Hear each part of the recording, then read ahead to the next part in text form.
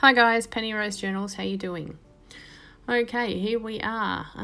We're two pages from finishing these signatures, the amount of pages we want in them. And then we have to think about organising them to go into our book, which order they're going to go in, are the pages in the right place, that kind of thing. So we'll get all that done and then we can start thinking about building our signature block. So we'll have a quick flip through and see what we've got to do, and we will finish these last 2 pages because there's only 2 signatures that are missing a page now.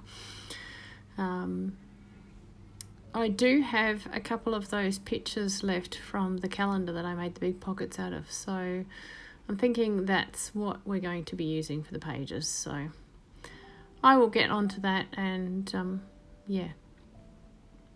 we'll see how far we get.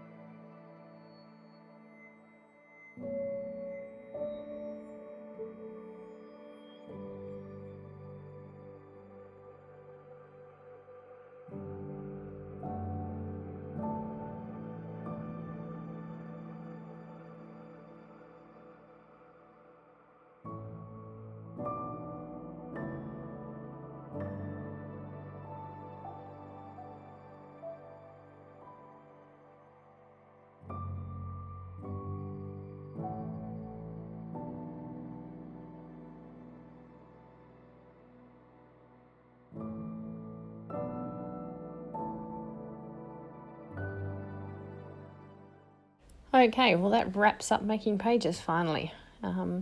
Here are all our complete signatures. So now we need to think about putting a spine into our book cover. That way we can work out how big our hidden spine for our signatures needs to be. So yeah, I will hunt around and see if I can find something big enough. Takes me a minute to be honest.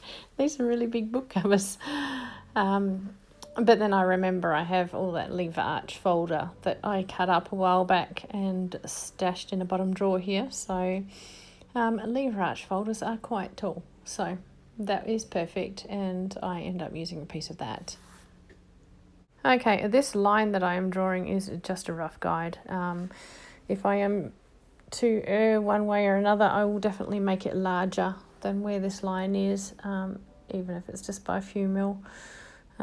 It's not written in stone, but it's always a good idea to have a little bit more room in one of my journals as far as I'm concerned. So once I get this cut out to the width I want, I will have to shorten it slightly. It is slightly too tall. And then we will get it stuck to our covers. I'll just be using some of that cloth tape that I normally use. And yeah, we will have a complete book cover. Well, a really ugly book cover for the moment, but we'll get around to doing something with the book cover once we've got the signature block organised. So once we have the book cover constructed, I can cut a piece of the lever arch folder again to make the hidden spine. And then we can look at fabric to cover that so that we can get our signatures sewn into a signature block.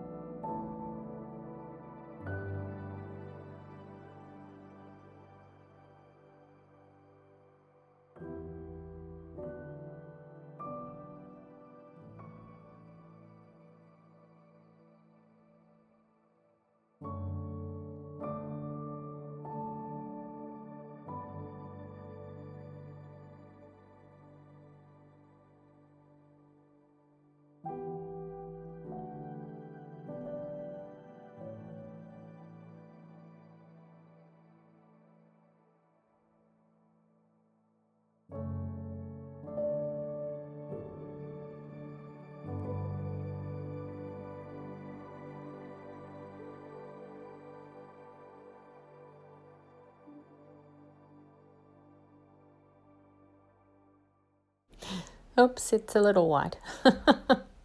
I'll have to trim a little bit more off of that, but yeah, no harm done. So just do a quick trim, and yeah, then I'm going to start looking for some fabric to put over it.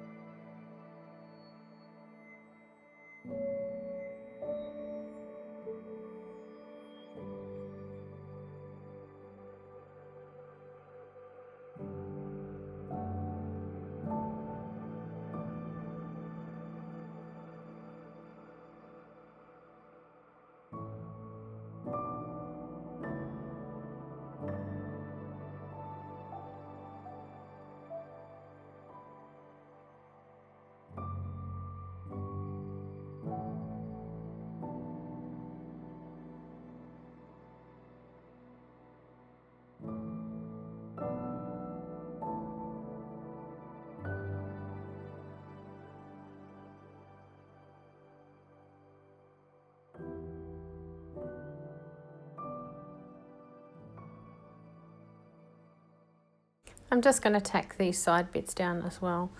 I often do this while I'm sort of installing the signature block into the journal, but I might as well do it now while I'm just sort of organising things.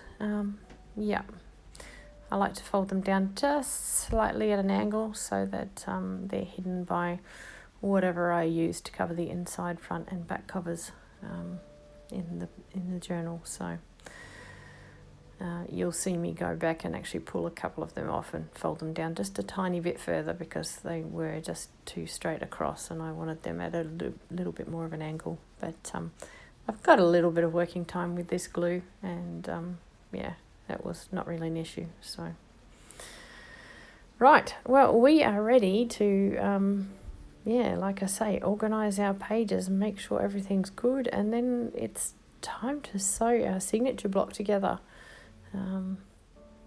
Yeah, I'm not looking forward to it. Many journal makers will admit that this is their least favourite part of making a journal. it takes the most precision. It has to be done properly. It's not fun. It's not particularly decorative. It's just a job that needs to be done to get our journal to where it needs to be. So, yeah, from this point on, it's a job I don't enjoy until the signature block's together, and then I'm excited about it again. So, yeah, let's get on with the actual work part of it, shall we?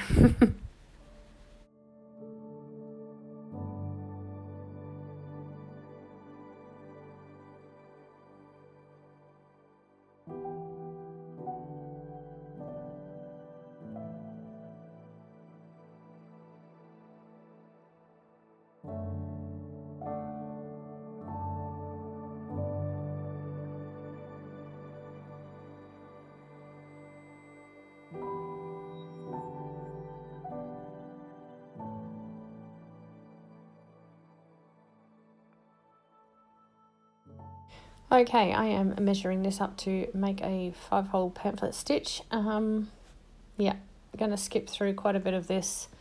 I will show you bits and pieces, but yeah, you've all seen a signature sewn in before, so I'll leave in the bits that are interesting and just get rid of the rest because, yeah, it's same old, same old. So let's just get through it.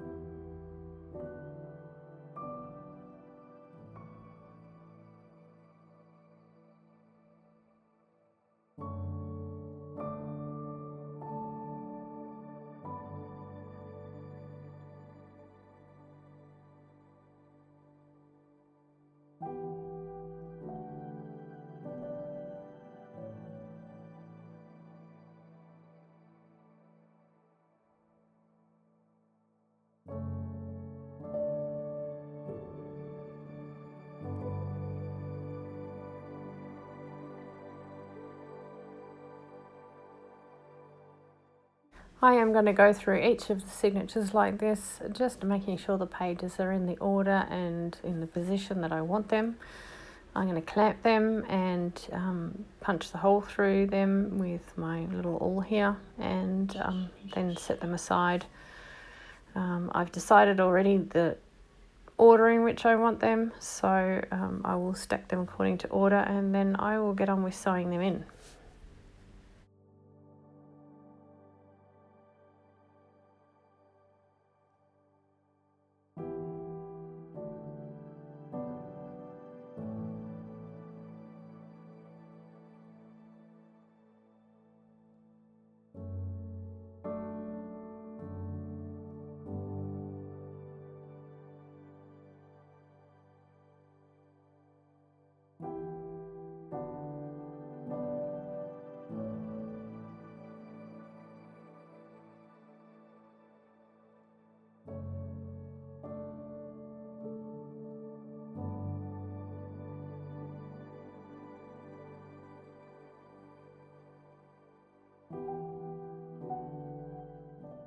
Right, I am going to be using some pretty heavy duty twine to hold these in. This is a heavy journal. I want everything to be secure, so I will be using this heavy duty twine, which means I'm going to need pliers to get this through. Yeah, it's not always that difficult, but sometimes it sort of gets jammed up on the pages and the spine and all the rest of it. So yeah, I'm going to get my pliers out and use those to help me. But yeah, basically I'm going to start from the first signature and work my way to the back, just sewing them in one by one. So yeah, then finally all the annoying jobs will be done.